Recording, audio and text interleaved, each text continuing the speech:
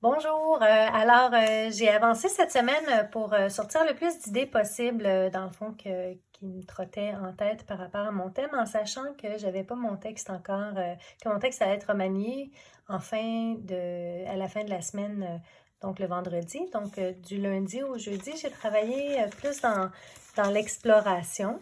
Ça m'a quand même permis de choisir des morceaux que même si mon texte, je savais qu'elle allait encore bouger, que j'allais pouvoir quand même travailler certaines idées. Mon texte a vraiment beaucoup bougé, mais par contre, il y a des idées qui sont restées. Notamment l'idée du chardon qui va devenir un fil conducteur, puis ainsi qu'un chevreuil aussi. Donc, j'ai pas encore fait mon chevreuil, mais peut-être qu'il va sortir cette semaine. Donc, je vous montre maintenant des images. Donc, vous avez vu le chardon. Puis, je l'ai fait à la gouache acrylique. Donc, ça va être un élément qui va être récurrent. J'ai aussi fait des images plus poétiques qui étaient aussi dans les esquisses que j'ai explorées.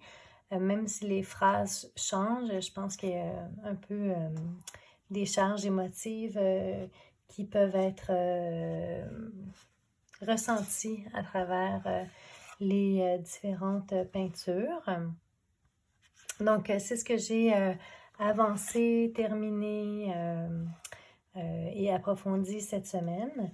Il y a 2 semaines, je vous parlais d'une pratique de dessin puis d'un carnet de phrases. Le carnet de phrases, je vais vous le présenter la semaine prochaine. Je voulais vous présenter mon petit carnet aussi que j'apporte avec moi quand mes journées sont plus entrecoupées puis que je peux moins me concentrer sur des longues périodes. J'aime quand même garder ma pratique artistique vivante. Donc, j'ai une sélection de crayons. Pour ce carnet-là, j'ai décidé de travailler avec une palette limitée. Comme ça, j'aime bien. Pour le moment, ça marche bien, ça me convient. Je trouve que ça m'évite d'avoir à réfléchir sur mais quel bleu je veux utiliser. Je veux juste sortir le violet que j'ai besoin, le brun, le bleu, le vert. Donc, pour le moment, j'aime bien travailler comme ça.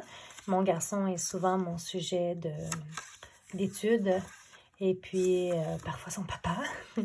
Et puis sinon, ben, c'est ce que je vois. Donc, j'étais ici dans les transports en commun, à une pratique de natation. Il y a beaucoup de pratiques de natation dans le carnet.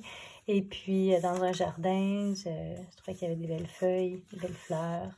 Ce que j'aime du carnet, c'est que je me rappelle exactement comment je me sentais, puis où j'étais quand j'ai dessiné ces images-là. Donc, chaque page, c'est un peu comme un journal intime. Euh, je me rappelle de tout. Ici, c'est une page que j'avais fait. C'est ma première page que j'avais fait. Marie-Ève m'avait suggéré d'ouvrir le carnet à un endroit un peu aléatoire plutôt que de commencer par la première page. Ça enlève la pression de faire beau et j'ai trouvé que ça marchait. J'aime beaucoup cette page-là parce que je trouve que dans l'utilisation de mon crayon, j'ai exploré des nouveaux territoires. J'ai travaillé d'une manière plus libre, puis j'étais contente du résultat. Donc, ça m'a permis je me suis bien amusée.